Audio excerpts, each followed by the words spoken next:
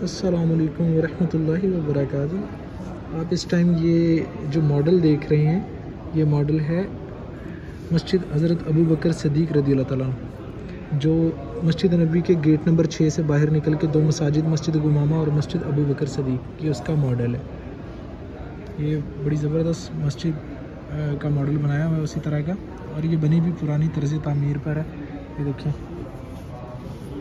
इसका जो ऊपर बनाया हुआ गुंबद और इसका मीनार ओरिजिनल भी अगर आप देखेंगे तो बहुत प्यारा है, क्योंकि ये पुरानी तर्ज़ तामीर और इंतहाई शानदार और इंतहाई खूबसूरत मीनार लगता है। ये देखिए,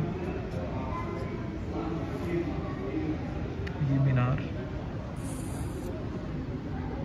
और ये मस्जिद, इसका फ्रंट डोर।